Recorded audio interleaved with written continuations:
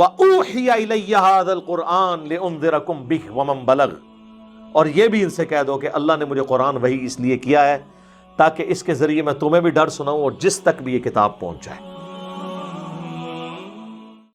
ان الحمد للہ نحمده ونستعینه ونستغفره ونعوذ باللہ من شرور انفسنا ومن سیئات اعمالنا، من يهده الله فلا مضل له ومن يضلل فلا هادي له، واشهد ان لا اله الا الله وحده لا شريك له، واشهد ان محمدا عبده ورسوله، اما بعد فان خير الحديث كتاب الله، وخير الهدي هدي محمد صلى الله عليه وآله وسلم، وشر الأمور محدثاتها وكل محدثة بدعة وكل بدعة ضلالة وكل ضلالة في النار۔ اعوذ بالله السميع العليم من الشيطان الرجيم من همزه ونفخه ونفثه، بسم الله الرحمن الرحيم، رب اشرح لي صدري ويسر لي امري واحلل عقدة من لساني يفقهوا قولي۔ بسم اللہ الرحمن الرحیم، ان اللہ وملائکتہ یصلون علی النبی یا ایہا الذین آمنوا صلوا علیہ وسلموا تسلیما، اللہم صل علی محمد وعلی آل محمد کما صلیت علی ابراہیم وعلی آل ابراہیم انک حمید مجید، اللہم بارک علی محمد وعلی آل محمد كما باركت على إبراهيم وعلى آل إبراهيم إنك حميد مجيد، اللهم ربنا آتنا في الدنيا حسنة وفي الآخرة حسنة وقنا عذاب النار، ربنا آتنا من لدنك رحمة وهيئ لنا من أمرنا رشدا، لا إله إلا أنت سبحانك إني كنت من الظالمين، حسبنا اللہ ونعم الوکیل، یا حی یا قیوم برحمتک استغیث، ولا حول ولا قوة الا باللہ العلی العظیم، آمین۔ الحمدللہ آج 15 دسمبر 2019 کو سنڈے کے دن قرآن کلاس نمبر 8 نمبر میں ہم اللہ کے فضل سے سورۃ البقرہ کا آغاز کرنے جا رہے ہیں۔ ہماری کلاس نمبر 7 پوری کی پوری سورۃ الفاتحہ کے اوپر تھی، کیونکہ وہ قرآن حکیم کا مقدمہ ہے اور قرآن کی چند سورتوں میں سے ہے ایسی سورت جو مکمل طور پر یکمشت نازل ہوئی۔ سورۃ الفاتحہ جو ہے وہ نزول کے اعتبار سے تو مکی سورت ہے، لیکن پورے قرآن کا مقدمہ ہے۔ قرآن حکیم میں اب جتنے بھی مضامین آئیں گے ان سب کی جڑ سورۃ الفاتحہ کے اندر آ چکی ہے۔ سورۃ الفاتحہ کے کنزیکٹو بعد اللہ تعالیٰ نے سورۃ البقرہ کو مصحف کی ترتیب میں رکھا ہے، اگرچہ یہ ترتیب نزولی کے اعتبار سے مدنی سورت ہے، لیکن مصحف کی ترتیب میں یہ اگر سورۃ الفاتحہ کو قرآن کا مقدمہ مانا جائے تو پہلی سورت قرآن پاک کی سورۃ البقرہ ہے۔ اپنے حجم کے اعتبار سے سب سے بڑی سورت ہے قرآن حکیم کی، اور مضامین کی گہرائی کے اعتبار سے بھی اگر کوئی شخص سورۃ البقرہ مکمل کور کر لے تو اس سے آلموسٹ پوری کے پورے قرآن پاک کی ڈاکٹرن کلیئر ہو جائے گی، اور ظاہر ہے یہ آلموسٹ 2.5 پاروں پہ پھیلی ہوئی سورت ہے۔ آپ کو پتہ ہے کہ قرآن حکیم میں 2/3 قرآن جو ہے وہ مکی ہے اور 1/3 قرآن جو ہے وہ مدنی ہے۔ اس 1/3 قرآن میں سے بھی 2/3 حصہ وہ پہلے آلموسٹ 6.5 پارے ہیں جو 4 سورتیں ہیں مدنی۔ سورہ فاتحہ تو مکی ہے، وہ مقدمہ ہے، اس کے بعد سورہ البقرہ، سورہ آل عمران، سورۃ النساء اور سورۃ المائدہ، یہ کنزیکٹو 4 مدنی صورتیں ہیں اور یہ 6.5 پاروں کے اوپر پھیلی ہوئی ہیں۔ حالانکہ یہ ترتیب نزول کے اعتبار سے بعد کی صورتیں، بلکہ سورۃ المائدہ میں تو کچھ آیات ایسی ہیں جو بالکل اینڈ پہ نازل ہوئی ہیں۔ یہ 4 صورتیں نبی صلی اللہ علیہ وآلہ وسلم کی جو شریعت ہے اس کو آلموسٹ کور کرتی ہیں، پلس آپ علیہ السلام سے جو پہلے اگلی امتیں گزر چکی ہیں، جیوز اور کرسچنز، ان کے جو ایشوز تھے، انہوں نے جو غلطیاں کی اور اس کی وجہ سے اللہ تعالیٰ کے عذاب کا کوڑا ان پر پڑا، اور الٹیمیٹلی اللہ تعالیٰ نے یہ ڈیسائیڈ کیا کہ اب نئی امت کھڑی کی جائے گی، اور وہ امتیں جو ہزاروں سال سے اللہ تعالیٰ کی طرف سے اس منصب پہ فائز تھی ان کو معزول کیا جائے گا، اور اسی کے سمبل کے طور پہ پھر تحویل قبلہ بھی ہوئی کہ اب امت بھی نہیں کھڑی کی ہے تو اب قبلہ بھی یروشلم کی بجائے خانہ کعبہ ہوگا جو ابراہیمی قبلہ تھا۔ میرا اس پہ بھی ایک کلپ چڑھا ہوا ہے کہ خانہ کعبہ یہ قبلہ اول بھی خانہ کعبہ ہے اور قبلہ آخر بھی خانہ کعبہ ہے، بیت المقدس یا یروشلم یہ درمیانی قبلہ ہے، کچھ عرصے کے لیے بیچ میں رہا۔ بہرحال وہ انشاءاللہ جب سورۃ البقرہ میں آیات آئیں گی تو ہم انہیں ڈیٹیل کے ساتھ ڈسکس کریں گے، ابھی تو چونکہ میں تعارف کے اوپر بات کر رہا ہوں۔ تو یہ جو 4 صورتیں ہیں یہ بھی جوڑوں کی شکل میں ہے۔ پہلا جوڑا سورہ البقرہ اور سورہ آل عمران کا ہے۔ سورہ البقرہ مینلی جیوز کے ساتھ، یہودیوں کے ساتھ ڈیل کرتی ہے، اور سورہ آل عمران کرسچنز کے ساتھ، چونکہ وہ بھی اہل کتاب بھی ایک جوڑا تھا تو اس جوڑے کو اس اعتبار سے ایڈریس کیا۔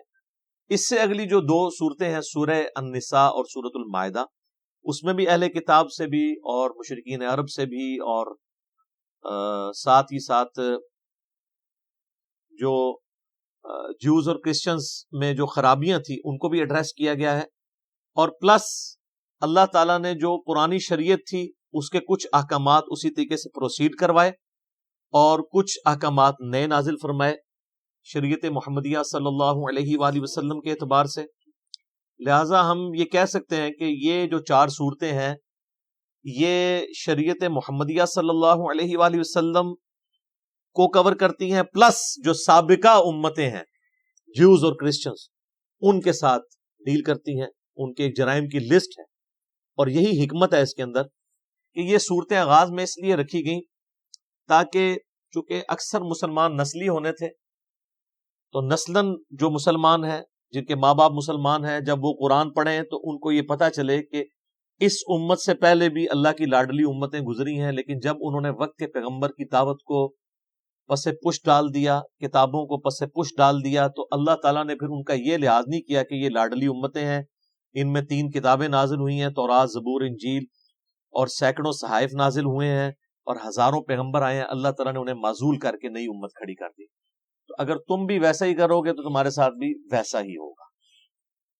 اور اس پہ جو سورۃ البقرہ کے پہلے 4 رکوع تو چونکہ قرآن حکیم کی پوری دعوت کا خلاصہ ہے، اور اس کے بعد جو اگلے 9 رکوع ہیں وہ بنی اسرائیل کے اوپر اللہ تعالیٰ نے فرد جرم عائد کی ہے، ان کی یعنی جو جرائم ہیں ان کو بیان کیا ہے، پھر اس کے بعد 7 یونیورسل ٹروتھ، ہر جرم کے بعد ایک آفاقی حقیقت اللہ نے بیان کی ہے کہ یہ میرا رول ہے، جب کوئی بھی کوئی یوں کرے گا میں اس کے ساتھ ایسا ہی کروں گا۔ وہ 7 یونیورسل ٹروتھ بھی انشاءاللہ سورۃ البقرہ کے اندر آئیں گے، لیکن یہ جو پہلے 4 رکوع ہیں یہ پورے قرآن کی دعوت کا خلاصہ ہے۔ پہلے 4 رکوع اگر کور کریں گے تو پھر آپ کو ساری کی ساری اس کتاب کا جو اسلوب ہے یہ کس طریقے سے گفتگو کرتی ہے وہ سمجھ آئے۔ چونکہ اکثر نسلی مسلمان تھے اس لیے یہ شروع میں صورتیں ہیں، اگرچہ ترتیب نزول کے اعتبار سے یہ مدنی ہے۔ پلس جو سابقہ امتیں ہیں ان میں بھی آپ دیکھ لیں اس میں کرسچنز آلموسٹ 2.25 ارب کے قریب ہیں، ان کے لیے تو انٹرسٹ سورۃ الانعام میں یا سورۃ الواقعہ میں یا سورۃ الاعراف میں اس طریقے سے نہیں ہے جو انٹرسٹ ان کا سورۃ البقرہ اور سورہ آل عمران میں ہے، کیونکہ وہ ان کے معاملات کو مینلی ڈیل کر رہی ہے۔ تو اس لیے یہ صورتیں اللہ تعالیٰ نے بڑی حکمت کے ساتھ شروع میں رکھی ہیں، اور یہ یاد رکھیے گا یہ اس وقت جو ہمارے پاس مصحف موجود ہے اپنے نزول کی ترتیب کے اعتبار سے تو ایسا نہیں ہے، لیکن اللہ کے پاس لوح محفوظ میں اسی ترتیب سے ہے، اور اسی ترتیب سے نبی علیہ السلام نے جو دورہ کیا قرآن کا حضرت جبرائیل کے ساتھ، جو میں نے تعارف قرآن میں 6 لیکچر دے دیے ہیں وہ آپ سن سکتے ہیں، تو یہ نبی علیہ السلام نے مصحف خود لکھوایا اسی ترتیب کے ساتھ۔ میرے بھائیو، سورۃ البقرہ اور سورہ آل عمران جوڑا ہے، اور قرآن حکیم کی آلموسٹ ساری صورتیں ہی اکا دکا کے سوا جوڑے کی شکل میں۔ یہ ٹروتھ جو ہے سب سے پہلے ریویل کیا ہے حمید الدین فراہی رحمہ اللہ تعالی نے، جن کو فوت ہوئے آلموسٹ 100 سال گزرے ہوں گے. ڈاکٹر اسرار صاحب کے بھی آپ سمجھ لیں دادا استاد، غامدی صاحب کے بھی دادا استاد، جو امین احسن اصلاحی صاحب تھے جو غامدی صاحب اور ڈاکٹر اسرار صاحب کے مشترکہ استاد ہیں، ان کے وہ استاد، انہوں نے یہ ٹروتھ ریویل کیا اور یہ حقیقت ان پہ اللہ تعالیٰ نے کھولی. ظاہر ہے قرآن کبھی بھی پرانا نہیں ہوگا، کہ قرآن حکیم کی صورتیں جوڑوں کی شکل میں، اور انہوں نے کوئی اس کو انوینٹ نہیں کیا، بلکہ انہوں نے احادیث پہ جب تفکر کیا، پھر قرآن پاک کی آیات دیکھی تو ان کو آئیڈیا ہوا کہ واقعی تو جوڑوں کی شکل میں. صورتوں کو اگر آپ کریٹیکلی واچ کریں، سورۃ الفلق اور سورۃ الناس یہ ایک جوڑا ہے. حدیث میں بھی المعوذتین، 2 پناہ دینے والی صورتیں ان کو کہا گیا ہے. اور انسان میں بھی مرد و عورت کا جوڑا جو ہوتا ہے وہ ایک دوسرے کا ریسیپروکل ہوتا ہے، لیکن ایک مشترکہ چیز کی اچیومنٹ کے لیے وہ جوڑا جو ہے، یعنی اولاد کی پیدائش کا ذریعہ دونوں کو بنایا گیا. سورۃ الفلق اور سورۃ الناس بڑا پرفیکٹ جوڑا ہے. سورۃ الفلق میں ان چیزوں کے شر کے اگینسٹ اللہ کی پناہ مانگی گئی ہے جو باہر سے حملہ آور ہوتی ہیں، اور سورۃ الناس میں ان چیزوں کے شر کے اگینسٹ پناہ مانگی گئی ہے جو داخلی ہیں، جو اندر سے حملہ آور ہوتی ہیں. تو یہ دونوں چیزیں امپورٹنٹ ہیں، باہر سے حملہ ہونے والی خارجی چیزیں اور داخلی چیزیں. جوڑا ہے. سورہ بقرہ سورہ آل عمران بھی جوڑا ہے. سورۃ البقرہ میں جوز اور سورہ آل عمران میں کرسچنز. اور اس کا اشارہ بھی موجود ہے صحیح مسلم کے اندر. نبی صلی اللہ علیہ وآلہ وسلم نے فرمایا کہ قرآن حکیم کی تلاوت کیا کرو، قرآن اپنے پڑھنے والے کے لیے سفارش کرے گا. اور پھر آپ نے بالخصوص فرمایا کہ سورۃ البقرہ اور سورہ آل عمران یہ قیامت والے دن 2 پرندوں اور 2 بادلوں کی شکل میں چمکتے ہوئے، الزہراوین کے الفاظ ہیں، 2 چمکتے ہوئے بادلوں کی شکل میں ظاہر ہوں گی اور اللہ تعالیٰ سے جھگڑا کریں گی اس شخص کے حق میں جو ان کی تلاوت کیا کرتا تھا. یہ صحیح مسلم الفاظ ہیں.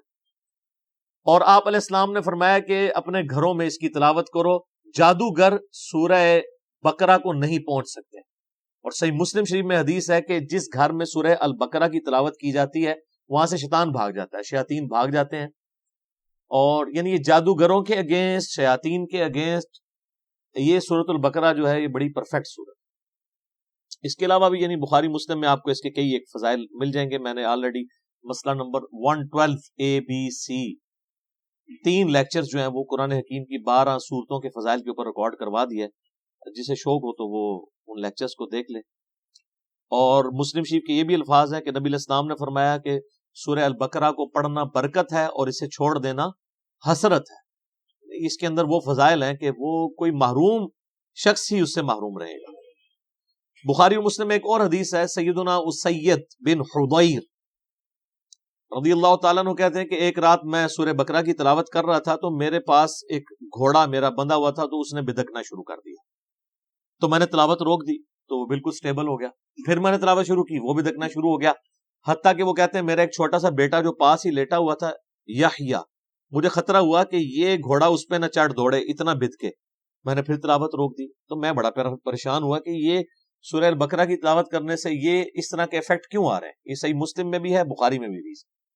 تو کہتے ہیں میں نے بائی چانس ہی جب نگاہ اٹھا کے دیکھا تو مجھے اپنے اوپر ایک بہت بڑا بادل نظر آیا جس میں کئی ایک چراغ روشن تھے. بیسیکلی وہ فرشتے تھے. اور جب میں تلاوت شروع کرتا تھا وہ بادل نیچے آ جاتا تھا اور اس کی وجہ سے گھوڑا بدکتا تھا. تو صبح کے وقت میں نے نبی علیہ السلام سے جب یہ واقعہ بیان کیا تو آپ علیہ السلام نے فرمایا وہ فرشتے تھے جو تمہاری تلاوت سننے کے لیے آئے تھے، اور اگر تم یہ تلاوت جاری رکھتے تو وہ زمین پہ بھی اتر آتے اور عام لوگ بھی ان کو دیکھ لیتے. اچھا، یہ ایکسپیرینس اب نہیں ہوں گے. اس طرح کے ایکسپیرینسز نبی علیہ السلام کے مبارک دور میں اس لیے ہوتے تھے کہ اللہ تعالیٰ ایک نئی امت کھڑی کر رہا تھا. صحیح بخاری میں حدیث ہے، عبداللہ ابن مسعود کہتے ہیں کہ ہم نے نبی علیہ السلام کے ساتھ اس حال میں کھانا کھایا ہے کہ ہم جب لقمہ توڑ کے منہ میں ڈالنے لگتے تو ہم اس کی تسبیح کی آواز بھی سنا کرتے تھے. آپ ذرا امیجن کریں کہ آپ جناب کھانا کھاتے ہیں، نوالا آپ کے ہاتھ میں اور اس میں سے آواز آ رہی ہو سبحان اللہ وبحمدہ سبحان اللہ العظیم. اب یہ ایکسپیرینسز جو ہیں وہ صحابہ کرام کو اس لیے ہوتے تھے کہ اللہ تعالیٰ نے ان میں ایمان کوٹ کوٹ کے بھرنا تھا. وہ نئی امت کھڑی کی تھی سر، اس لیے پھر ان کا پیشن آپ نے دیکھا ہے نا کہ بڑی تھوڑی سی جماعت کے ساتھ انہوں نے دنیا کی سپر پاورز الٹ کے رکھ دی ہیں. ان کو ایک لمحے کے لیے بھی شک نہیں ہوا تھا کہ ہم جو ہے وہ کسی غلط دعوت کو لے کے چل رہے ہیں. اسی تو ان کا کانفیڈنس لیول عروج کے اوپر تھا. تو جب وہ اتنے دلیر لوگ جب ٹکراتے تھے تو سامنے لوگ تو ان کا مقابلہ نہیں کر سکتے تھے. سیدنا خالد بن ولید یعنی ان کی مبارک عادت تھی جب بھی میدان جنگ میں جاتے تھے تو اپنے مخالف کمانڈر کو یہ خط لکھا کرتے تھے کہ میں ایسی فوج تم سے لڑانے کے لیے لے کے آیا ہوں کہ جتنا تمہیں عورتوں سے اور شراب سے شغف ہے نا، اس سے زیادہ وہ اپنی موت کو عزیز رکھتے ہیں، کیونکہ ان کے لیے ایک جنت استقبال کر رہی ہے. قرآن میں جب آیا کہ بڑھو اس جنت کی طرف جس کی چوڑائی زمین و آسمان کے فاصلے کے برابر ہے سورۃ الحدید میں، تو سر پھر یہی کچھ ہی ہوگا. تو ایسی قوم کا مقابلہ کون کر سکتا تھا؟ تو لیکن اس قوم کو ایمان بالغیب سے ایمان بالشہادہ تک پہنچانے کے لیے نبی علیہ السلام کے مبارک ہاتھوں سے ایسے معجزات کروائے گئے، یا آپ کی مبارک زندگی میں ایسے معجزے ظاہر ہوئے جس سے لوگوں کو یقین آ گیا کہ نبی علیہ السلام اللہ کے سچے پیغمبر ہیں. بخاری مسلم میں کتنی حدیثیں ہیں آپ کی مبارک انگلیوں سے پانی کے چشمے جاری ہوتے ہوئے صحابہ کرام نے دیکھے. اب اگر کوئی شخص پانی کے چشمے انگلیوں سے جاری ہوتے ہوئے دیکھ لے، اور ایک پیالے میں مبارک ہاتھ رکھنے سے، بخاری مسلم کے الفاظ ہیں، جابر بن عبداللہ کہتے ہیں کہ 1500 صحابہ نے وضو کیا، جانوروں کو پانی پلایا اور سٹور کر لیا، اور اللہ کی قسم وہ پانی اتنا تھا کہ ہم 1,00,000 بھی ہوتے نا تو پانی زیادہ تھا. اس وقت بہرحال ہم 1500 تھے. اب اس طرح کے بے شمار یعنی ایکسپیرینسز، میں نے اس کے اوپر پورا لیکچر دیا ہے، مسئلہ نمبر 131 ABCD، نبی علیہ السلام کے معجزات کے اوپر. اس کے بعد پھر کرامات، استدراج، علوین، یہ ساری چیزیں کیا ہیں ان کو میں نے ڈسکس کیا. اس طرح کے ایکسپیرینسز اس وقت ہو جایا کرتے تھے. پھر صحیح مسلم کے اندر ایک حدیث ہے کہ قرآن حکیم کی جو آیت اعظم ہے، آپ علیہ السلام نے ابی ابن کعب سے پوچھا کہ بتاؤ قرآن کی سب سے عظمت والی آیت کون سی ہے؟ تو انہوں نے کہا اللہ لا الہ الا هو الحی القیوم. نبی علیہ السلام اتنے خوش ہوئے کہ آپ نے اپنا مبارک ہاتھ ان کے سینے پہ مارتے ہوئے کہا کہ ابو منذر تمہیں تمہارا علم مبارک ہو، یعنی بڑی آبزرویشن ہے تمہاری کہ تم نے قرآن حکیم کی سب سے عظیم ترین آیت کو، یعنی نبی علیہ السلام کے بتائے بغیر انہوں نے آبزرو کر لیا کہ یہ آیت ہے. پھر وہ بخاری میں، وہ بھی سورۃ البقرہ میں ہے، آیت الکرسی آیت نمبر 255 ہے سورۃ البقرہ.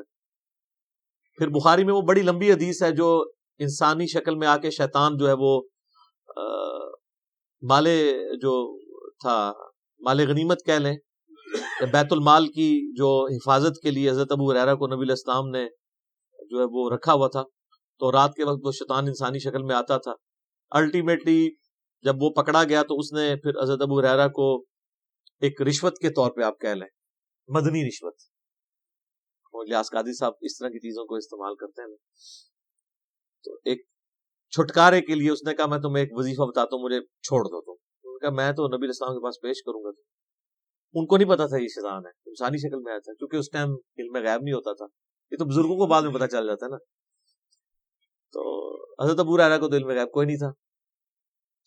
اب نبی علیہ السلام کے پاس جب آپ نے فرمایا تمہیں پتہ ہے یہ 3 راتوں سے جو تمہارا مہمان بنا ہوا تھا نا چوری کرنے کے لیے جو بیت المال کی آیا تھا، وہ شیطان تھا. البتہ جو اس نے جاتے ہوئے یہ بات کی نا کہ قرآن حکیم میں ایک آیت ایسی ہے کہ اگر تم رات کو بسترے پہ جاتے وقت تلاوت کر لو تو صبح تک اللہ تعالیٰ تمہاری حفاظت پہ ایک فرشتہ معمور کر لے گا، تو وہ ہے تو جھوٹا تھا، اس نے بات سچی کی ہے. تو اس سے ایک اصولی بات پتہ چل گئی کہ اگر کوئی جھوٹا شخص بھی صحیح بات کرے نا تو بات کو لینا چاہیے، بندے کو چھوڑ دینا چاہیے. یہاں حالت یہ ہے کہ کوئی بندہ جو ہے وہ بات کرتا ہے تو کہتے ہیں اس کی داڑھی پوری نہیں ہے تو ہم اس کی بات نہیں مانیں گے، یہ ہمارے فرقے کا نہیں ہے ہم اس کی بات نہیں مانیں گے. وہ یہ دیکھو بات کیا کر رہا ہے، یہ نہ دیکھو بات کون کر رہا ہے. یہ نبی علیہ السلام نے ہمیں تعلیم دی ہے، اور مولویوں کی کامیابی کا راز یہی ہے کہ وہ اس حدیث کے اوپر عمل نہیں کرنے دیتے. وہ فوراً ڈکلیئر کرتے ہیں یہ تو بدعتی ہے، یہ تو گمراہ ہے، یہ رافضی ہے، یہ ناسبی ہے، یہ خارجی ہے، یہ بد مذہب ہے، اس سے بچنا ہے. تو سب سے بڑا بد مذہب اس روئے ارض پہ اگر کوئی ہو سکتا ہے تو شیطان ہی ہو سکتا ہے نا. اور کنفرم جہنمی اگر کوئی ہو سکتا ہے تو شیطان ہے. تو نبی علیہ السلام فرمایا ہے جھوٹا ہے، بات سچی. تو شیطان اگر سچی بات کرے تو لے لیں. تو اگر آپ ہمیں شیطان ہی سمجھتے ہیں تو تب بھی آپ بات دیکھیں. اب وہ بات آپ کے خلاف ہے تو یہ اسی طریقے سے ہے کہ وہ انگریز آپ کو آ کے کہ جی سورہ بقرہ کی آیت نمبر 279 میں اللہ تعالیٰ نے ڈکلیئر کیا ہے اس شخص کو، اللہ اور اس کے رسول کی جنگ ہے اس کے خلاف جو سود کھاتا ہے. آپ کہیں جی چونکہ تو انگریز ہے اس لیے میں یہ بات نہیں مانتا. تو وہ آپ انگریز کا انکار کر رہے ہوں گے یا قرآن کا؟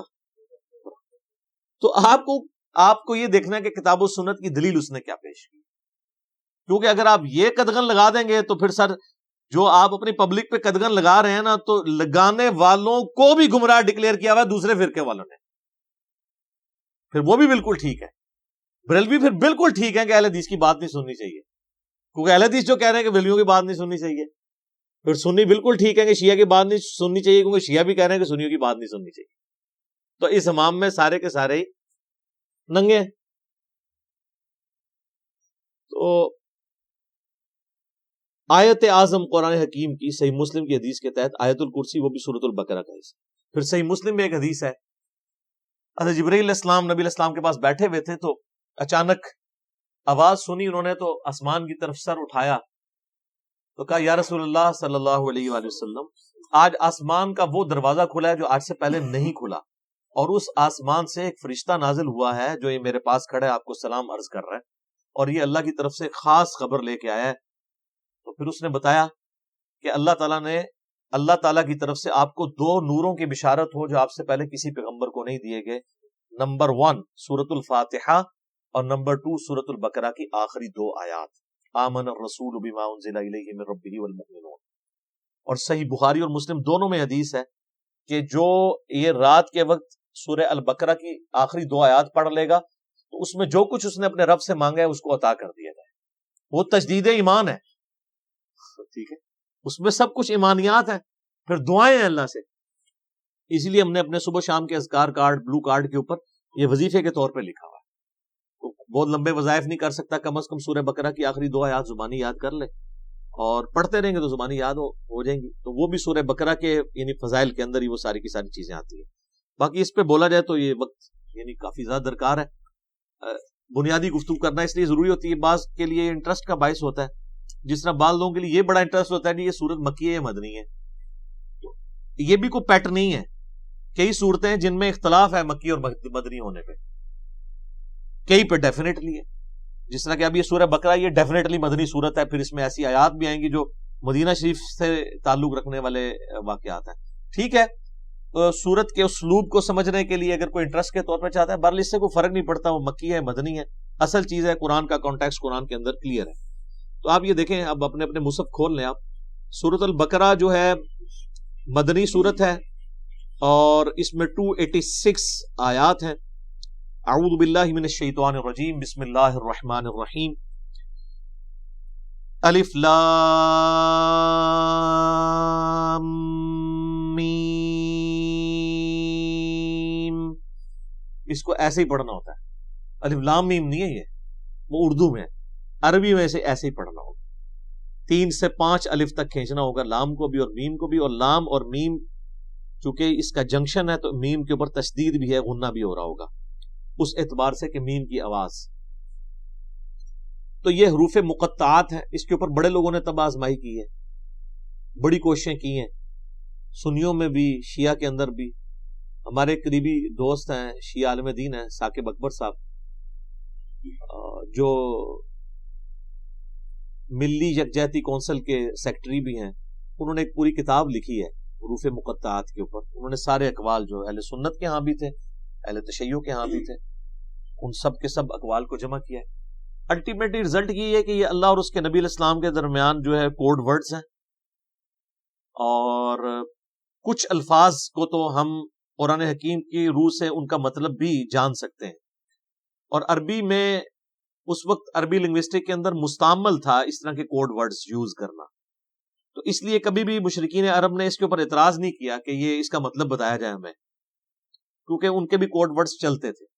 کچھ کا بتا بھی دیا گیا، جس طرح کہ جو سورہ نون ہے، سورۃ القلم بھی جسے کہتے ہیں، پارہ نمبر 29 میں، تو اس میں صاحب الحوت کا ذکر آیا، یعنی مچھلی والے. کون؟ سیدنا یونس علیہ السلام. اور سورہ الانبیاء میں حضرت یونس کا نام ہے ذن نون، نون والا، جیسے ہم کہتے ہیں نا ذل جلال یا ذل جلال. حالت رفع میں پڑھا جائے گا ذل جلال، جلال والا اللہ کا نام ہے. تو وہاں پہ ذنون، نون والا. تو نون والا کون؟ وہ سورہ القلم میں، اس میں آغاز ہی کس سے ہوتا ہے؟ نون والقلم وما یسطرون. تو اس پہ تو اجماع امت ہے کہ وہاں نون سے مراد مچھلی ہے. اور عرب میں اس طرح کے کوڈ ورڈز یوز ہوتے تھے. مثلا یہ جو توئیں ہیں نا، یہ سانپ کے لیے سمبل کے طور پہ استعمال ہوتا تھا. اس کی شکل بھی آلموسٹ دیکھ لینا، کوبرا سانپ اگر ایسے کھڑا ہو اور یوں اس کی دم ہو تو یہ سمبل استعمال ہوتا تھا عرب میں. اور آپ مزے کی بات دیکھیں کہ جتنی صورتوں میں حضرت موسیٰ علیہ السلام کے واقعات آئے ہیں نا، سورۃ القصص ہے، سورہ طٰہٰ ہے، طٰہٰ بھی توئیں سے سٹارٹ ہو رہی ہے. اسی طریقے سے سورۃ القصص، طٰ، سین، سب میں طٰ آپ کو نظر آئے گی. تو اس اعتبار سے کسی حد تک آئیڈیا، لیکن چونکہ یہ انٹرسٹ کی چیزیں ہیں، اس سے کوئی قرآن پاک کی تعلیمات میں فرق نہیں پڑتا. سورہ ال عمران کی آیت نمبر 7 ہے کہ محکمات ہیں اور متشابہات ہیں. محکمات جو ہیں وہ کتاب کی اصل ہے، ان کے اوپر توجہ دو، اور جو متشابہات ہیں ان کا معاملہ چھوڑ دو، ان کے اوپر ایمان لے کے آؤ. بس اللہ کے حضور دعا کرتے ہیں اہل ایمان، ربنا لا تزغ قلوبنا بعد اذ ہدیتنا وہب لنا من لدنک رحمہ انک انت الوہاب. آمین. تو اسی طریقے سے یعنی بڑے بڑے لوگوں نے، یعنی اہل تشیع جو ہیں وہ ذاکرین، علماء نہیں یہ حرکت کرتے، ذاکرین الف لام میم سے آل محمد مراد لیتے ہیں. اور اسی طریقے سے بعض جو اہل علم ہے شیعہ اور سنیوں کے ہاں، وہ کہتے ہیں الف جو ہے یہ اللہ کے لیے ہے، اور جو میم ہے یہ محمد کے لیے ہے، اور لام جو ہے وہ جبرائیل کی جو لام ہے نا اینڈ پہ. اور وہ کہتے ہیں یہ چیز یعنی اسٹیبلش تھی کہ جب کوئی کسی کی طرف خط لکھتا تھا نا، تو اس کے کوڈ ورڈ کے طور پہ جو لکھنے والا ہے اس کے نام کا بھی پہلا حرف لیا جاتا تھا، اور جس کی طرف لکھا جاتا ہے اس کے نام کا بھی پہلا حرف لیا جاتا تھا، اور جو بیچ میں میسنجر ہوتا تھا لے کے جانے والا اس کے نام کا آخری حرف ہوتا تھا. تو وہ بالکل فٹ ان بیٹھتا ہے. اللہ کا پہلا حرف الف، اور محمد کا پہلا حرف میم صلی اللہ علیہ وآلہ وسلم، اور جبرائیل کا آخری حرف لام. تو یہ بڑے لوگوں نے اس کے اوپر کام کیا ہے. ایون امام ابن تیمیہ نے بھی اس کے اوپر کافی طب آزمائی کی ہے، بڑے لوگوں نے کیا ہے. تو اتنی گفتگو کافی ہے میرا خیال ہے. اصل تو میسج کو سمجھنے کی ضرورت ہے. ذالک الکتاب لا ریب فیہ، یہ وہ کتاب ہے جس میں شک کی کوئی جگہ نہیں ہے. دیکھیں کتنے جاہ و جلال کے ساتھ کتاب اوپن ہو رہی ہے. کانفیڈنس لیول آپ کتاب کا دیکھیں. کتاب سٹارٹ ہو رہی ہے کہ بھئی یہ کتاب جو آپ پڑھنے جا رہے ہو کوئی شک نہیں. کوئی شک کیوں نہیں؟ اس کی وجہ یہ کہ اس کتاب کے اندر جو کانفیڈنس اور جو سچائیاں بیان ہوئی ہیں نا، وہ اپنا آپ منوا لیتی ہیں. اور اس میں یہ بھی امپلائڈ تھا کہ جو سابقہ امتیں ہیں نا، جیوز اور کرسچنز، ان کو اس میں کوئی شک نہیں ہے. جس طرح کہ سورہ الانعام میں آتا ہے کہ نبی علیہ السلام کو ایسے پہچانتے ہیں جس طرح اپنے بیٹوں کو. اور سورۃ الاعراف میں آتا ہے کہ یہ اس نبی کو، نبی امی کو اپنے اندر پا رہے ہیں جس کی صفات وہ تورات اور انجیل کے اندر پڑھتے تھے. یعنی یہ کتاب کوئی شک نہیں ہے کہ یہ وہی کتاب ہے. مراد یہ کہ یہ وہی کتاب ہے جس کی پروفیسیز تورات اور انجیل کے اندر موجود تھی. کوئی شک نہیں ہے. ان معنوں میں بھی بے شک یہ وہی کتاب ہے جس کا تمہیں انتظار تھا، اور ان معنوں میں بھی کہ یہ اللہ کی طرف سے نازل ہوئی ہے، اس میں کوئی کنٹراڈکشن نہیں ہے، یہ اللہ کی کتاب ہے. دونوں اعتبار سے یہ شک سے پاک ہے. جو سورہ النساء کی آیت نمبر 82 میں بھی آگے چل کے آئے گا کہ اگر قرآن کسی اور کی طرف سے آتا اللہ کے سوا تو تم اس میں بڑا اختلاف کثیر پاتے. یعنی اس کی آیات آپس میں ٹکرا رہی ہوتی، ایک مضمون کچھ اور کہہ رہا ہوتا، دوسرا اس کے بالکل اپوزٹ. تو اتنی موٹی کتاب بغیر ٹکراؤ کے یہ اللہ کا کلام ہے. اور پھر اس کا جو کانفیڈنس لیول ہے نا، یہ کئی لوگوں کو بڑا اپیل کرتا ہے. یہ عبد الرحیم گرین جو ہے نا، مسلمان ہوئے ہیں نا، جو اس وقت انگلینڈ کے اندر بہت بڑے ایک مسلمان اسکالر ہیں، وہ ایسا بندہ ہے کہ یعنی اس وقت جتنے لوگ مسلمان ہوئے ہیں نا، بڑے ہائی ٹیر پہ لوگ، ان میں اس طرح کا بندہ کوئی نہیں ہے. یوسف ایسٹس اگر ہیں تو یوسف ایسٹس جو تھے امریکن یعنی پروٹیسٹنٹ ایک پریسٹ تھے، مسلمان ہوئے ہیں. لیکن یہ جو عبد الرحیم گرین ہے نا، اس نے دنیا کے سارے مذاہب پریکٹیکلی پھرے ہیں. یہ 4 سال تک بدھسٹ بھی رہے ہیں، کرسچن بھی رہے ہیں، سارے مذاہب پھر کے اینڈ پہ یہ اسلام کی طرف آئے ہیں. آپ ان کی لائف سٹوری بھی انگلش میں رکھی ہوئی ہے جو انہوں نے سنائی ہے. تو وہ عبد الرحیم گرین کہتے ہیں کہ جب مجھے قرآن یعنی جب میں نے پڑھنا شروع کیا نا، تو میں یعنی قرآن پاک کے کانفیڈنس سے بڑا متاثر ہوا کہ یہ بڑے یعنی پیشن کے ساتھ بات کرتا ہے. نمبر 1. نمبر 2، وہ کہتا ہے قرآن میں اس طرح کا ربط نہیں ہے جو انسانی کتابوں میں ہوتا ہے. کیونکہ قرآن کا سٹائل خطبے کا ہے جو میں پہلے ایڈریس کر چکا ہوں. یہی بات اس نے جوشوا نے بھی کی، جس کا پچھلے دن ہم نے کلپ بھی چڑھایا تھا، how Bible led me to accept Islam. تو وہ بھی یہ کہتے ہیں قرآن کا جو کانفیڈنس ہے نا کہ ایسا کرو تو کامیاب ہو، ایسا نہیں کرو گے تو یہ ہو جائے گا.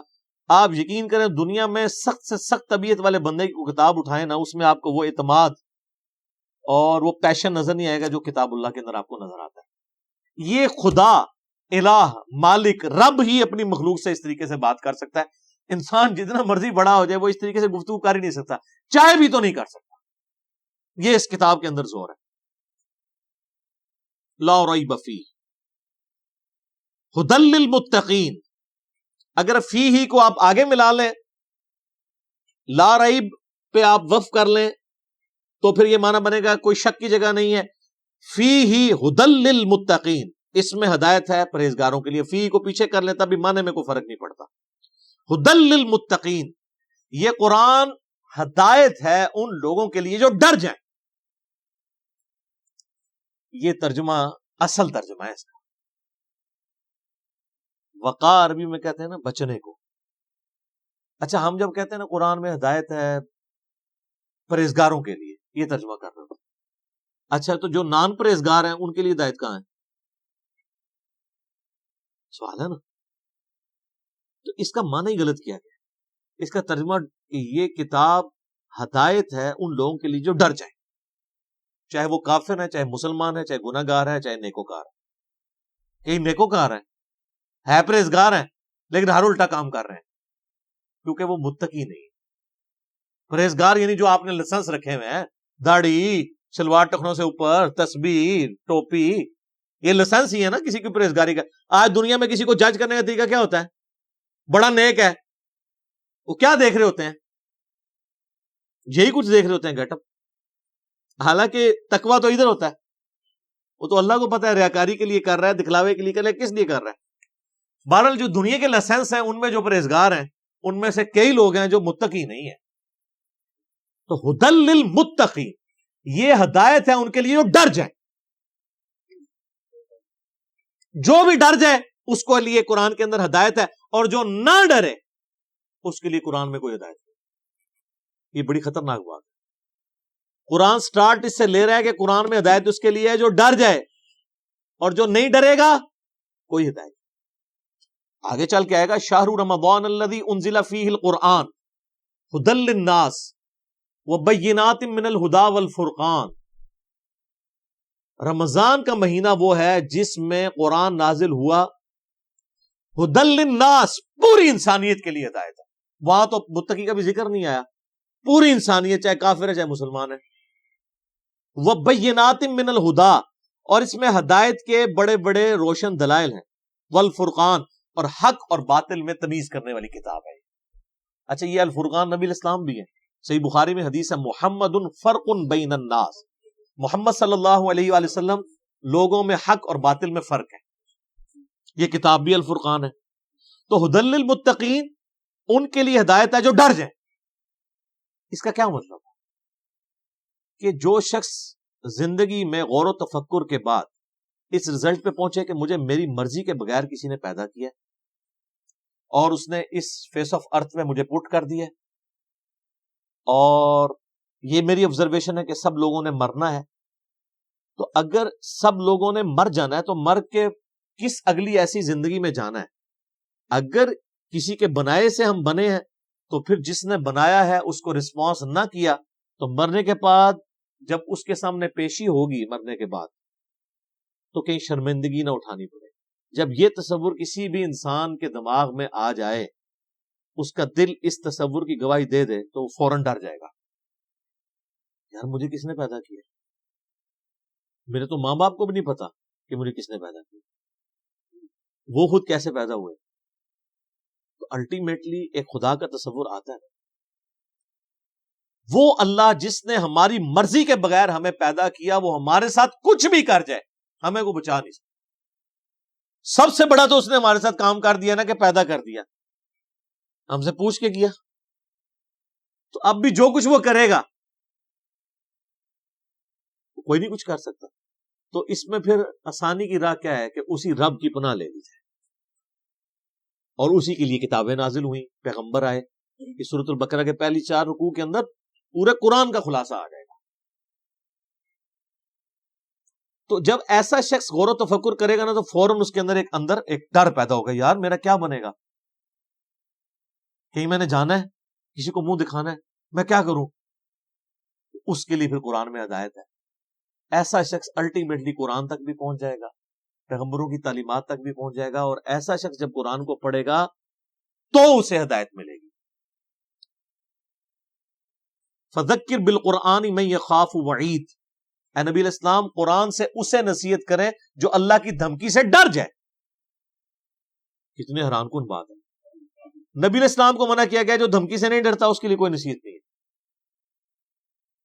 فذکر ان نفعت الذکر، نصیحت کرو اگر نصیحت کرنا کسی کو فائدہ دیتا ہو. سیذکر من یخشی، نصیحت اس کو کریں جو ڈرتا ہے. وَيَتَجَنَّبُهَا الْأَشْقَى، اور جو شکی ہو چکا ہے، بدبخت ہو چکا ہے، ڈرنے کے لیے تیار نہیں، چھوڑ دیں. الَّذِي يَصْلَى النَّارَ الْكُبْرَى، اس کا علاج یہ کہ ہم اسے بڑی آگ پہ پیش کریں.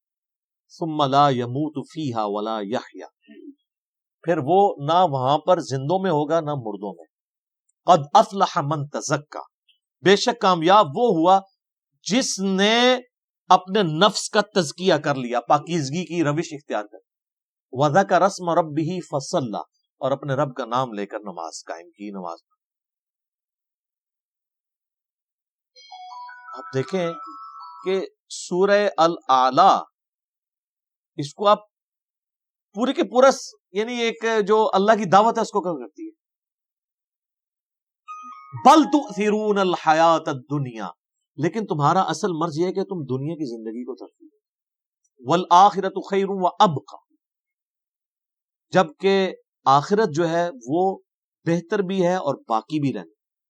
ان ھذا لفی الصحف الاولی، یہی ایک یونیورسل ٹروتھ اور کانٹے کی اصل بات تھی جو قرآن سے پہلے صحیفوں میں بھی نازل ہوئی. صحف ابراہیم و موسیٰ، چاہے وہ ابراہیم کے صحائف ہوں چاہے موسیٰ علیہ السلام کے صحائف، ایک ہی کانٹے کی بات تھی. کیا؟ بل تؤثرون الحیات الدنیا والآخرۃ خیر وابقی. اب یہ بھی سر پھر ہم صحیح کہتے ہیں نا کہ کتابوں کا خدا اور ہے اور بابوں کا خدا اور. یہ کتابیں ڈسکس ہو رہی. اللہ الذین یؤمنون بالغیب، وہ ڈر جانے والے لوگ کون ہیں؟ ان کی نشانی آئی ہے کہ وہ غیب پر ایمان رکھتے ہیں. غیب کہتے ہیں ان سین چیز کو. جو غیب پر ایمان نہیں رکھتا اس کے لیے قرآن میں کوئی ہدایت نہیں ہے. اچھا غیب پہ سب نے ایمان رکھا ہوا ہے، لیکن جب ان سے پوچھیں گے تو پتا چلے گا واقعی رکھا ہوا. کسی بھی شخص سے اگر آپ پوچھیں کہ یہ جو دنیا کا سارا نظام چل رہا ہے ایک بڑا سسٹمیٹک وے سے چل رہا ہے، یہ آرگنائزڈ ہے. اب تو جس طرح سائنس نے ترقی کی ہے، پہلے تو وہ زمانہ تھا لوگ کہتے تھے مٹی سے خود بخود ڈڈو بن کے نکل آتے ہیں، نہ اس وقت لوگوں کو ڈی این اے اسٹرکچر کا پتا تھا نہ جینز کا. اب تو لوگ کہتے ہیں نا جی نہ جناب یہ تو پاسبل ہی نہیں ہے، زمین و آسمان کی ساری مخلوقات مل کے مٹی سے ڈڈو نہیں بنا سکتی، یہ بنانے سے بن رہا ہے، انڈے میں سے چوزا بنانے سے نکل رہا ہے. تو یہ اتنے آرگنائز چیز ہے. وہ کہتے ہیں نہیں جی کوئی ایک سپریم بینگ یا کوئی سپر نیچرل ایجنسی ہے جس نے ہر چیز کو ایک ٹریک کے اوپر چڑھایا ہوا ہے کہ ایک بیج بوتے ہیں 6 ارب گنا بڑا درخت بن جاتا ہے. اس بیج کے اندر جو زندگی ہے پھر اس کے اندر کس طریقے سے وہ پرفارم کرتا ہے، پتے پھر پھول نکلتے ہیں پھر پھل بنتا ہے، پانی کے ذریعے کیا کچھ ہو رہا ہے. یہ ایک تو ایک ٹاپک ہے، اس پہ گھنٹوں بولا جا سکتا ہے. یہ ساری جو فزیکل فنومینا آف نیچر ہے، قانون قدرت ہے، جب ان کو آبزرو کرتا ہے نا تو غیب پہ سارے ایمان رکھے ہیں کہ نہیں یار کوئی چلا رہا ہے. پوچھیں کدھر ہے؟ وہ کہتے ہیں ہمیں نظر نہیں آ رہا، لیکن وہ ایسا باطن ہے کہ اس سے زیادہ ظاہر کوئی نہیں ہے، اور ایسا ظاہر ہے کہ اس سے زیادہ باطن کوئی نہیں. اللہ اپنی قدرتوں سے کتنا ظاہر ہے لیکن سب سے پوشیدہ ہے. تو یہ سب کچھ غیب کی طرف انسان کو لے جاتا ہے. تو وہ یقین کیے ہوئے ہیں ڈر جانے والے لوگ کہ یار کسی کے کرنے سے ہو رہا ہے. یہ جو ہارمنی ہے یونیورس کے اندر، سر اب جو کچھ ہمیں پتا چل رہا ہے سائنس کی برکت سے، تو انسان پریشان ہو جاتا ہے کہ یہ نظام چل رہا کیسے ہے۔ میں آپ کو صرف یہ بتاتا ہوں کہ سائنٹسٹ کہتے ہیں کہ اس کائنات میں اتنا بیلنس ہے کہ اگر ایک بال پوائنٹ کو اس کی نوک پہ کھڑا کر دیا جائے، یہ پاسبل ہے کہ نوک پہ کھڑا ہو جائے؟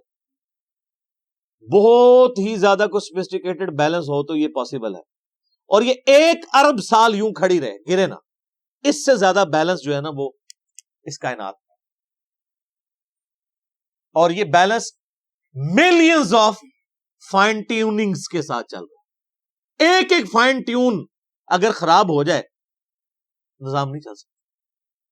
یعنی پانی کو اگر آپ دیکھیں تو پانی کی جتنی پراپرٹیز ہیں، کیمیکل پراپرٹیز، فزیکل پراپرٹیز، ہر ایک فائن ٹیون ہے۔ اس کی گریوٹی ڈسٹرب ہو جائے، یہ فضا کے اندر جو آکسیجن اور نائٹروجن کی مقدار ہے، نائٹروجن زیادہ ہو جائے یا آکسیجن کم ہو جائے، کوئی زندہ رہ سکتا ہے؟ یہ بھی ایک فائن ٹیون ہے۔ سورج کا زمین سے فاصلہ، یہ بھی فائن ٹیوننگ۔ پھر سورج اور زمین کے درمیان جو اللہ تعالیٰ نے لیئرز رکھی ہیں، 99.99% ہارمفل ریز ہیں سورج کی، وہ نیچے آتی نہیں ہے، راستے میں ریپیل ہو جاتی ہے۔ کچھ اگر کراس بھی کرتی ہیں ارتھ میگنیٹک فیلڈ کی وجہ سے ریپیل ہو جاتی ہے، اور صرف وہی آتی ہیں۔ سر سائنٹسٹ کہتے ہیں کہ یہ میریکل پلانٹ بنایا گیا ہے اس لیے کہ یہاں پہ زمین پہ انسانیت کو آباد کیا جائے۔ وہ کہتے ہیں یہ پلان کے بغیر ہو ہی نہیں سکتا، اس کو لائف کے لیے، لائف ایگزسٹ کرنے کے لیے فیزیبل بنایا گیا ہے۔ وہ کہتے ہیں سپریم بی یا مدر نیچر، کوئی بھی نام دے دیں، الٹیمیٹلی غیب پہ سب کے سب لوگ ایمان رکھتے ہیں۔ تو سر جب وہ اس طرح کے غیب پر ایمان رکھنے والے لوگ ہوں گے تو پھر الٹیمیٹلی ان کے اندر ایک کوالٹی پیدا ہو جائے گی کہ وہ اس گاڈ کو رسپانس کریں گے، وہ کہیں گے بس سب کچھ پھر تو ہی تو ہے، تیرے لیے سب کچھ ہونا چاہیے۔ تو وہ اگلی بات ہے، وَيُقِيمُونَ الصَّلَاةَ، نماز قائم رکھتے ہیں۔ پھر وہ نماز پڑھتے نہیں ہیں، نماز پڑھنے والے بہت ہیں، قائم رکھنے والے بہت تھوڑے، یعنی نماز کا پھر حق ادا کرتے ہیں۔ ایک تو اس میں ظاہر ہے سب سے بہتر چیز وہی ہے، یعنی پاکیزگی کا اعتبار سے اور پھر پروٹوکول سے نماز پڑھنا۔ پھر اس کے بعد نماز پڑھنے کے بعد جب آپ حقوق العباد کے معاملات میں آئیں گے تو آپ واقعی جس خدا کو آپ نماز کے اندر مانے ہوئے تھے، نماز کے باہر بھی اسی خدا سے ڈرتے ہوئے آپ ہیرا پھیری نہیں کریں گے، ڈنڈی نہیں ماریں گے، رشتہ داروں کے حقوق نہیں دبائیں گے، ماں باپ کے ساتھ بد اخلاقی نہیں کریں گے، بیوی بچوں کے حقوق نہیں سلب کریں گے، کسی کی جائیداد نہیں ہتھیائیں گے، کسی کو دھوکہ نہیں دیں گے، دودھ میں پانی نہیں ملائیں گے، حرام خوری نہیں کریں گے۔ یہ سب کی سب چیزیں نماز قائم کروا رہی ہوں گی آپ سے، تو نماز قائم کرتے ہیں۔ اور یہ جو الصلاۃ ہے نا جی، اس کا ترجمہ ویسے انگلش میں لوگ پریئر کر دیتے ہیں، پریئر اپروپریٹ ٹرانسلیشن بن ہی نہیں سکتی الصلاۃ۔ اردو میں ہم یا فارسی میں نماز کہتے ہیں، الصلاۃ بیسیکلی ورشپ ہے۔ ہم اللہ کی پریئر نہیں کرتے، ورشپ بھی کرتے ہیں پلس پریئر۔ نماز پریئر تو ہوتی ہے دعائیں، جس طرح کرسچن آپ دیکھیں اپنے گرجوں میں جا کے میوزک کے ساتھ بھی دعائیں کر رہے ہوتے ہیں، وہ صرف پریئر ہے، وہ نماز نہیں پڑھ رہے ہوتے۔ ہم نماز پڑھتے ہیں صلاح، جس میں پریئر بھی ہوتی ہے اور ورشپ۔ ورشپ ہوتی ہے کہ آپ جس کو اپنا الہ مانے ہوئے اس کے سامنے پوسچرز بناتے ہیں۔ تو ہم اپنے خدا کے سامنے پوسچرز بناتے ہیں نا، قیام کی حالت میں کھڑے ہوتے ہیں، اس طرح بھی پوسچر بناتے ہیں، ایسے بھی پوسچر بناتے ہیں، چاہے وہ ربنا لک الحمد کے بعد بنا لیں یا قیام میں بنا لیں، پوسچر یہ بھی ایک بناتے ہیں، ارسال الیدین والا۔ پھر گھٹنے پہ ہاتھ رکھ کے رکوع کی حالت میں اللہ کے سامنے پوسچر بناتے ہیں، پھر الٹیمیٹلی اپنا ماتھا زمین پہ رکھ کے پوسچر بناتے ہیں، پھر بیٹھ کے پوسچر بناتے ہیں۔ یہ سارے کے سارے جو پوسچرز ہیں ہماری ادائیں ہیں، اور پھر ہر ادا کے اندر ہم اذکار بھی کر رہے ہوتے ہیں، پریئرز بھی کر رہے ہوتے ہیں۔ تو پریئر پلس پوسچرز، یہ مل کے ورشپ اور عبادت اور صلاح بنتی ہے۔ وَمِمَّا رَزَقْنَاهُمْ يُنْفِقُونَ، اور وہ خرچ کرتے ہیں اس رزق میں سے جو ہم نے ان کو دیا تھا۔ کیا بات ہے، ساتھ ہی کہہ دیا کہ اگر کر رہے ہو تو کسی کا اکڑ نہ آ جائے، دیا بھی ہمارا ہوا ہے۔ اور اس میں یہ چیز بھی امپلائڈ ہے کہ جو شخص گاڈ کانشیسنس رکھے گا، تقوی رکھتا ہوگا نا، وہ جیب ضرور ڈیلی کرے گا۔ انسان جیب وہیں ڈیلی کرتا ہے، پیسہ وہیں پہ خرچ کرتا ہے جہاں اس کا کوئی مفاد ہو۔ اب جس کا یہ یقین ہی نہیں ہے کہ اللہ تعالیٰ نے مجھے یہ مال خرچ کیا ہوا واپس لوٹانا ہے 700 گنا یا اس سے بھی بڑھ کے قیامت والے دن، وہ تو نہیں جیب ڈھیلی کرے. تو قرآن میں آیا کہ اپنے دیے ہوئے مال میں سے جو اللہ نے تمہیں دیا ہے خرچ کرو. لیکن ہم لوگ لوگوں کے دیے ہوئے مال میں سے خرچ نہیں کرتے، اپنے اوپر لگاتے ہیں. یہ کچھ ہو رہا ہے. کتنے لوگ ہیں، ایک امام مسجد صاحب تھے، ان کا فون آیا ایک دفعہ اکیڈمی میں کئی سال پہلے کی بات. کہتے ہیں جی اس آیت نے میری زندگی بدلی ہے. کہتے میں نے جب قرآن ترجمے سے پڑھنا شروع کیا نا، تو میں جب اس آیت پہ پہنچا تو ادھر ہی میں رک گیا. میں نے کہا میں تو لوگوں کے دیے ہوئے مال کو اپنے اوپر خرچ کر رہا ہوں. تو قرآن تو کہتا ہے کہ وہ ہمارے دیے ہوئے مال میں سے اللہ کی راہ میں خرچ کرتے.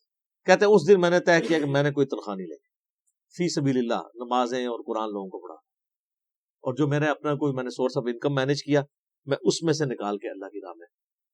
یہاں آپ دیکھ لیں علماء کتنی لگژریس لائف انجوائے کر رہے ہیں، اور نام لیتے ہیں جو بیت المال سے. تو خلفائے راشدین کا خلیفہ بھی وظیفہ آتا تھا. خلفائے راشدین کا وظیفہ یہ آتا تھا کہ آپ جناب لینڈ روور گاڑیاں خریدیں اور 4 پیچھے وہ باڈی گارڈ بٹھائیں جو ایک وقت میں 2 کلو چھوٹا گوشت کھا جاتے ہیں. سر خلفائے راشدین تو سوکھی کھانے والے تھے. ایک عام مہاجر کا جو وظیفہ تھا وہ خلفائے راشدین کا لگا ہوا تھا.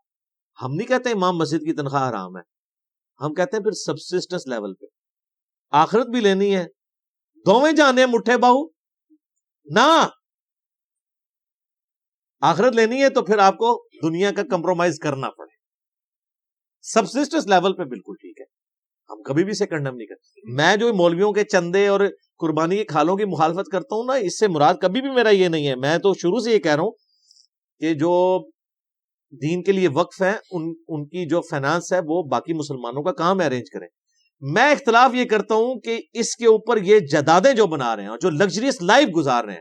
اسلام آباد میں ہزاروں امام مسجد آپ کو ایسے مل جائیں گے، چلیں ہزاروں میں ایگزیجریشن ہو جائے گی، سینکڑوں کہ جو سائیکل پہ آئے تھے آج انہوں نے ہونڈا سیوک رکھی ہوئی ہے، ساتھ ڈرائیور بھی رکھے ہوئے.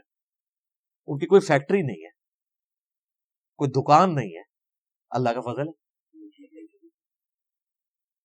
اللہ کا فضل یہ ہے کہ ایک مسجد پہ وہ قبضہ کرتے ہیں. وہ آپ اسلام آباد میں تو یہ حالت ہے نا، ابھی اجاڑ زمین پڑی ہوئی ہوتی ہے، سی ڈی اے سے لوکیٹ کراتے ہیں کدھر مسجد بننی ہے، وہاں جا کے وہ ایک چھوٹا سا کمرہ ہو. ہمیں بھی ترس آ رہا ہوتا ہے یار کتنی مشکل ہے. اور نہ پائی بڑی بڑی انویسٹمنٹ کر رہے ہیں، دنیا کی کوئی انویسٹمنٹ ادھر مقابلہ نہیں کرتی.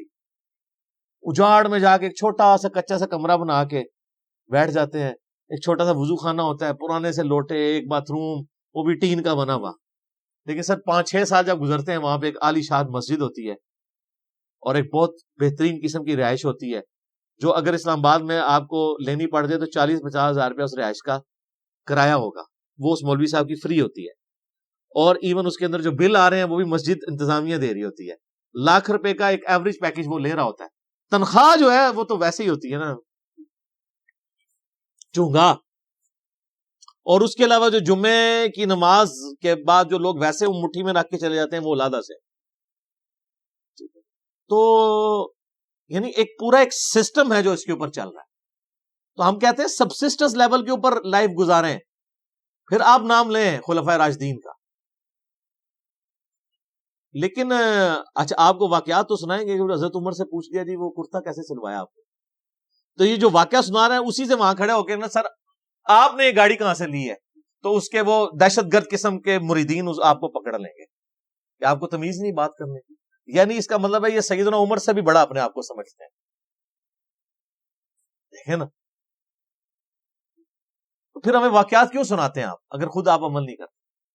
تو اللہ کے دیے ہوئے مال میں سے اس کی راہ میں خرچ کرتے ہیں. بخاری مسلم میں حدیث ہے، انسان کہتا ہے میرا مال میرا مال میرا مال. اور تیرا مال تو نبی علیہ السلام فرمایا وہ ہے جو تو نے کھا لیا یا پہن کے بوسیدہ کر لیا یا اللہ کی راہ میں خرچ کر کے قیامت والے دن کے لیے سٹور کر لیا اللہ کے ڈیوائن بینک میں. باقی تو تیرے ورثہ کا مال ہے. بخاری اور مسلم دونوں میں حدیث ہے کہ انسان کے 3 دوست ہیں، ایک ہی قبر میں ساتھ جاتا ہے، وہ اس کے اعمال ہیں، باقی اس کا مال اور اس کے رشتہ دار وہ باہر ہی رہ جاتے ہیں. تو جس نے ساتھ جانا ہے اس کے ساتھ پھر پکی یاری لگانی چاہیے. اللہ نبی الاسلام کی حدیث ہے بخاری اور مسلم میں، نبی الاسلام نے فرمایا اے اللہ محمد اور آل محمد کو بس اتنا ہی رزق دینا کہ ان کی روح اور جسم کا رشتہ برقرار ہے. کیوں؟ آپ علیہ السلام زیادہ مال پرووائڈ کرتے تھے، آپ کی فقر کی زندگی تھی، اور یہ فقر اڈاپٹڈ تھا. اما عائشہ کہتی ہیں خیبر کے بعد تو وسعت ہو گئی تھی، لیکن حضور کی وفات تک ہماری حالت ہے، بخاری مسلم دونوں میں حدیث ہے، بعض اوقات 1 مہینہ، بعض اوقات 2، بعض اوقات 3 مہینے بھی ہمارے گھر میں چولہا نہیں جلتا تھا، 2 کالی چیزوں، کھجور اور پانی پہ گزارا ہوتا تھا. اور کھجور بھی کوئی پیٹیاں یا ٹوکرے نہیں، 2 کھجوریں صبح اور 2 شام کو بس، اور 1 میٹھا پانی کا پیالہ صبح اور 1 شام کو. یہ ٹوٹل رزق تھا. میٹھا پانی اس وقت ایک ایشو تھا، دور سے بھر کے لانا پڑتا تھا. اور اس میں مجھے بتائیں حضور کی بیویاں حضور سے شکایت نہ کرتی تو کیا کرتی؟ لیکن جب شکایت کی، سورۃ العذاب میں اللہ تعالیٰ نے ڈانٹ پلائی، ایسی ڈانٹ پلائی کہ یہاں تک کہا کہ نبی ان کو کہو کہ میں تمہیں مال دے کے چھوڑ دیتا ہوں. ہائے ہائے. اور حضور آئے ہیں، بخاری مسلم کے الفاظ ہیں کہ عائشہ جاؤ اپنے باپ سے مشورہ کرنا کر لو، اللہ نے تو مجھے کہہ دیا اگر تم اس طرح ہی فقر کی زندگی گزارنا چاہتی ہو میرے ساتھ کرو، تو ادروائز میں تمہیں چھوڑ دیتا ہوں مال دے. انہوں نے کہا میں اللہ، اس کا رسول اور آخرت کو چاہتی ہوں. وہ قرآن میں یہ آیا تھا اگر تم اللہ، اس کے رسول اور آخرت کو چاہتی ہو تو پھر اسی طریقے سے نبی کے ساتھ گزارا کرو. تو آپ کی بیویاں اگر آپ کے ساتھ غصہ کھائیں نا تو صبر کیا. نبی کی بیویاں، نبی کی تربیت یافتہ بیویاں، ان کے ساتھ اگر یہ معاملہ ہو سکتا ہے تو ہماری بیویاں تو ان سے بہت دور ہے. یہ فقر کی زندگی نبی علیہ السلام کی اسی لیے اڈاپٹ ہے. والذین یؤمنون بما انزل الیک، اے نبی علیہ السلام وہ لوگ ہیں جو ایمان لاتے ہیں اس پر جو آپ کی طرف نازل ہوا، وما انزل من قبل، اور اس پر بھی جو آپ سے پہلے نازل ہوا. اچھا ادھر یہ نہیں آیا کہ اور اس پر بھی جو آپ کے بعد نازل ہوگا، اس کا مطلب ہے کہ نبوت ختم ہو چکی. وَبِالْآخِرَةِ هُمْ يُوقِنُونَ، اور آخرت کی زندگی کے اوپر وہ یقین رکھتے ہیں. سر دیکھیں، کتابوں پر ایمان لاتے ہیں اور آخرت پر کیوں؟ آخرت پہ ایمان لانا کافی نہیں ہے، یقین ہونا ضروری ہے. یقین نہیں ہوگا آپ کا قبلہ درست نہیں ہوگا. یقین کو آپ اسی طریقے سے سمجھ لیں کہ اگر آپ کو کہیں نا کہ یار استری، گرم استری کو اگر ہاتھ لگ جائے نا تو ہاتھ جل جاتا ہے، اور کسی کا جلا ہوا ہاتھ دکھا بھی دیا جائے تو صرف ایمان ہی ہوگا یہ آپ کا، کیونکہ آپ نے خود جلتے ہوئے نہیں دیکھا. یقین کے لیے آپ کو استری کے اوپر ہاتھ رکھنا پڑے گا، گرم استری. اس کے بعد جو آپ کو یقین آئے گا تو آپ ٹھنڈی استری کو بھی ہاتھ نہیں لگائیں گے، چیک کریں گے نا. تو یہ ہے یقین. آخرت کا یقین انسان کا قبلہ درست کرتا ہے، ایمان والا معاملہ. اچھا قادیانی اس کے اندر بھی جو ہے وہ 2 نمبری کرتے ہیں. وہ بالآخرت ہم یوقنون میں وہ کہتے ہیں کہ یہ جو آخرہ اس سے مراد ہے جو اس کے بعد نازل ہوا، حالانکہ وہ قرآن کے اسلوب میں بیٹھتا ہی نہیں ہے. ویسے کوئی بےمانی کرنا شروع کر دے علیحدہ بات ہے، وہ تو قرآن اپنے اسلوب میں بالکل کلیئر ہے. اب اس میں دیکھ لیں آپ، عقیدہ توحید بھی کلیئر ہے، عقیدہ رسالت بھی کلیئر ہے، کیونکہ آیا کہ ایمان لاتے ہیں جو تم پہ نازل ہوا، اور عقیدہ آخرت بھی. جو بنیادی اسلام کے 3 عقائد ہیں وہ سورہ بقرہ کے، میں نے کہا تھا پہلے 4 رکوع جو ہے نا وہ قرآن کی دعوت کا خلاصہ ہیں، آلموسٹ 40 کے قریب آیات، لیکن پہلی 4 آیات کے اندر ہی کتنی مضامین کی گہرائی موجود ہے. تو آپ سے پہلے یعنی تورات اور انجیل اور باقی صاحب یعنی اولڈ ٹیسٹمنٹ، نیو ٹیسٹمنٹ، اس پہ بھی ایمان لاتے ہیں، اور آپ پہ جو نازل ہے. ظاہر ہے کہ جوز اور کرسچنز کو چونکہ یہ پتا تھا کہ اللہ کی کتاب ہے، پروفیسیز موجود تھیں. ایون آج کی آپ انجیل مقدس اٹھائیں، جو انارکلی سوسائٹی، جو بائبل سوسائٹی جو ہے انارکلی لاہور، اس میں اولڈ ٹیسٹمنٹ، نیو ٹیسٹمنٹ اور صحائف جو ہیں وہ بنی اسرائیل کے پیغمبروں کے انہوں نے انجیل مقدس کے نام سے آلموسٹ اتنی والیوم کی ہے، لیکن وہ باریک رائٹنگ ہے، قرآن سے 3 گنا بڑی وہ کتاب ہے. آپ اس میں ابھی بھی آپ اولڈ ٹیسٹمنٹ میں تورات کے اندر چلے جائیں، ڈیوٹرانومی چیپٹر نمبر 18 کی جو ہے وہ آیت نمبر 18 پڑھ کے دیکھ لیں. اے موسیٰ علیہ السلام، میں تیرے ان کے یعنی امتیوں کے بھائیوں میں سے تیری مانند ایک رسول اٹھاؤں گا.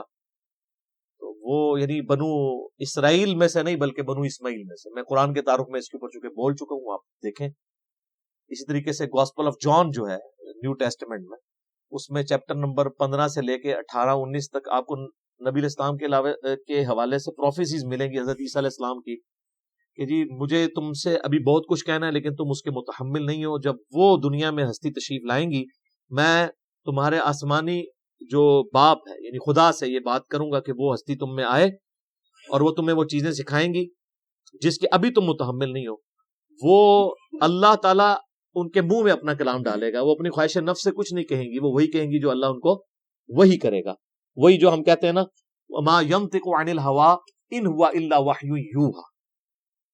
تو نبی الاسلام اور اس میں الفاظ ہیں کہ وہ دنیا میں میرا نام روشن کریں گے۔ حضرت عیسیٰ علیہ السلام کا نام پھر دیکھیں کیسا روشن ہوا ہے، ان کے اوپر جو جیوز نے تہمتیں لگائی تھی وہ اس کتاب نے دور کی، اور کرسچنز نے جو ان کے نام پہ شرک کھڑا کیا تھا اس کو بھی دور کیا۔ تو حضرت عیسیٰ ابن مریم علیہ السلام، اللہ تعالیٰ نے اس قرآن کے ذریعے ان کا نام دنیا میں روشن۔ اسی لیے آپ دیکھیں اس وقت جو سب سے زیادہ نان مسلم ہو رہے ہیں نا وہ کرسچنز ہیں، کیونکہ مسلمز ہی اونلی بلیورز ہیں on the face of earth, Christians کے علاوہ جو حضرت عیسیٰ کو پیغمبر مانتے ہیں۔ یہودی تو ان کو دجال کہتے ہیں نعوذ باللہ، اور وہ ایک مسیح کے انتظار میں ہے جو آ کے جا چکا ہے۔ اب جب دجال آئے گا اس کو وہ مسیح مان لیں گے، حالانکہ جو ان کی کتابوں میں مسیح تھا وہ عیسیٰ ابن مریم تھے جن کو انہوں نے انکار کر دیا، اور کرسچنز نے ان کے بارے میں ڈیوینٹی کلیم کر دی، کسی نے خدا کا بیٹا کہہ دیا اور کسی نے کہہ دیا یہ خود ہی خدا ہے۔ اللہ تعالیٰ نے ان تمام نظریات کا رد اس کتاب میں کر کے حضرت عیسیٰ علیہ السلام کی صفائی پیش کی، صحیح عقائد بتائے، جوز کی غلطیاں ہائی لائٹ کی، کرسچنز کی وہ انشاءاللہ آگے شروع ہوگا۔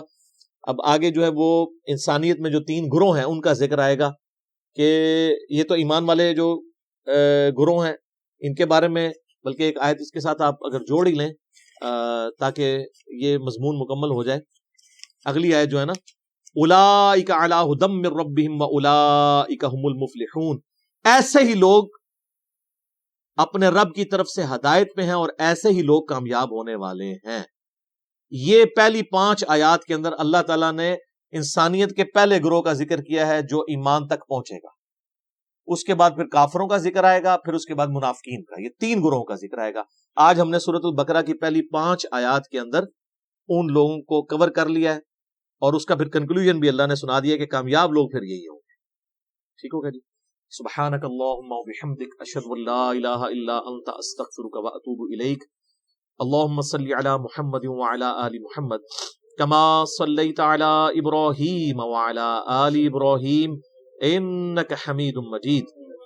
اللہم بارک علی محمد وعلی آل محمد کما بارکت علی ابراہیم وعلی آل ابراہیم انک حمید مجید۔ اللہ تعالیٰ سے دعا ہے جو حق بات میں نے کہی اللہ تعالیٰ ہمارے دلوں میں راسخ فرمائے، اگر جذبات میں میرے منہ سے کوئی غلط بات نکل گئی اللہ تعالیٰ ہمیں معاف بھی کر دے، ہمارے دلوں سے محو کر دے، ہمیں کتاب و سنت کی تعلیمات پر عمل کر کے دوسرے بھائیوں تک پہنچانے کی توفیق عطا فرمائے۔ سبحانک اللہم وبحمدک اشہد ان لا الہ الا انت استغفرک واتوب الیک وما علینا الا البلاغ المبین۔